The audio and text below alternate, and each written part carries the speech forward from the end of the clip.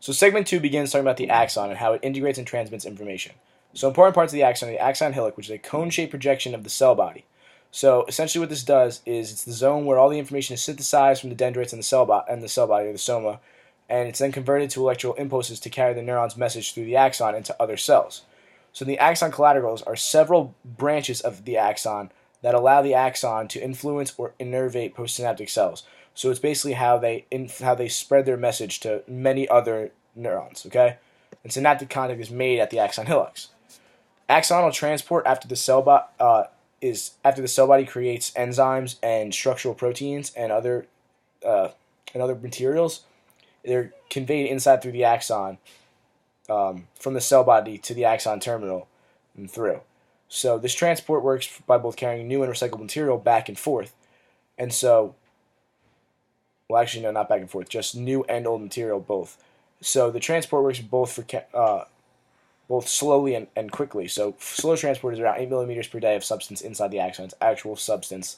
And then fast transport is 200 to 400 millimeters per day of electrical signals on the outside of the axon, so quick pulses. And axons are influenced by these things called glial cells, which support and enhance neural activity. So glial cells communicate between cells and provide neurons with raw materials and chemical signalings that alter the structure and function.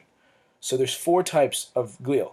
There's astrocytes, which are star-shaped cells that run in numerous extending directions, receive synapses directly. So they surround and monitor activity of nearby neuronal synapses. So the other axons that are bringing information to you is where the astrocytes would come in. The microglial is what helps remove debris from dead or damaged cells to help keep the cells healthy and to maintain the synapses. The other 2 are called oligodendrocytes and Schwann cells. They create this thing called myelination. Myelin is a fatty insulating substance that helps increase the electrical signaling speed of your axons. It helps them to be so fast. In between each of these like myelin little sheaths, they come in like blocks almost like this around the axon, are these things called notes of Ranvier, which are uninsulated patches between the beads of myelin on the axon. So glial does not stop. The problem with glial is that it doesn't stop replicating. Is common in tumor growth. It's like something they look at. And then there's also things called edema, which is the swelling of the glial cells that can cause many brain injuries, so it causes swelling in the brain. And then multiple sclerosis is a loss of the insulating myelin. So it's basically like when someone gets MS, they start to have slower function and like to their legs and stuff like that, where long axons are, because the speed of it is just not there. So sometimes the messages they fail to reach. So then the section goes on to talk about the peripheral nervous system, which has 3 components. The first of these is nerves. So nerves are collections of axons bundled throughout the body, and they come in different types. So there's motor nerves, which transmit information from the spinal cord and brain to the muscles, organs, and glands. So it's from the central nervous system outward towards everything else that you need. There's sensory nerves, or sensory neurons, that arise from sensory surfaces and convey information from the body to the spinal cord. So the ones in your fingertips or in your feet or anything like that. And they're divided into 3 distinct systems. So the cranial nerves are connected directly to the brain. The spinal nerves are connected at regular intervals to the spinal cord. And then the autonomic nervous system are the nerves that control your internal organs, or your viscera, it's called. So cranial nerves, there's 12 pairs of cranial nerves on both sides, and they serve for sensory and motor systems of the head and the neck, never join the spinal cord. So there's nerves that only affect the sensory pathways, only affect motor pathways, and then some that affect both. So the ones that only affect sensory pathways are the olfactory, which is for your smell, the optic, which is for your visual, like how you see, and then the vestibulocochlear, which is hearing and balance. So they go together, which is why when you have a hearing imbalance, sometimes you get wobbly. Then there's nerves that exclusively affect motor pathways, which are oculomotor, which innervate muscles to move the eye, as well as trochlear and abducens, which also do the same function of innervating muscles to move the eye. So it's how you go like this and look in both directions. There's spinal accessory nerves that control the neck muscles, so like this, and then hypoglossal, which control the tongue, so how I'm speaking right now. So nerves with both sensory and motor function that are also cranial nerves are the trigeminal, which are facial sensation and chewing, so this area. Facial nerves themselves, which control face and taste. And then glossopharyngeal, which is receive sensation from the throat and control those muscles in your throat. And then also the vagus, which is information from the internal organs. So it's what receives the information from the rest of your body.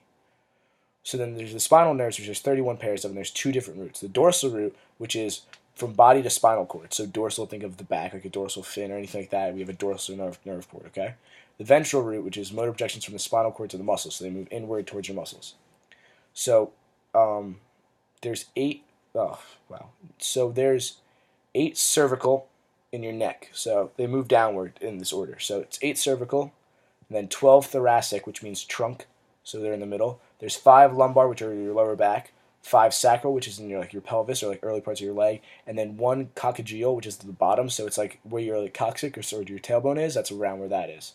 So those are your spinal nerves. They all move downward like that. So a lot of times you'll hear someone has an injury to S1 or S2. It's like that'd be like your first sacral or your second sacral. So your lower back. I mean your pelvic bones or something like that. Or like a first lumbar injury at the lower back. The autonomic nervous system itself is what controls organs through autonomic ganglia. So there's preganglionic, which are central neurons that innervate the ganglia, and then postganglionic, which would innervate the rest of the body. So there's 3 parts of the ANS: the sympathetic, parasympathetic, and the enteric nervous systems. So the sympathetic is found in the middle parts of the spinal cord, the thoracic and lumbar regions, which prepare your body for action. Increased blood pressure, your eyes dilate. It's that nervous feeling you get in the pit of your stomach when you have to stand up in front of the class or in front of a video to teach something for some reason. It's basically like to prep you for action. So like the part of that fight or flight response. The parasympathetic is dispersed throughout the body. It helps to relax and recuperate you for further action later on.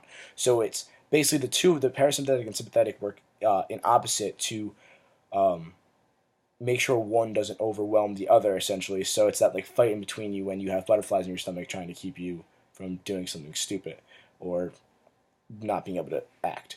The enteric nervous system is a local network of sensory and motor neurons that regulates function of the gut. So this area, like all the organs in your stomach and stuff like that, and that's their important function. And then I have my following the questions, which you can see at the bottom of my outline. Thank you.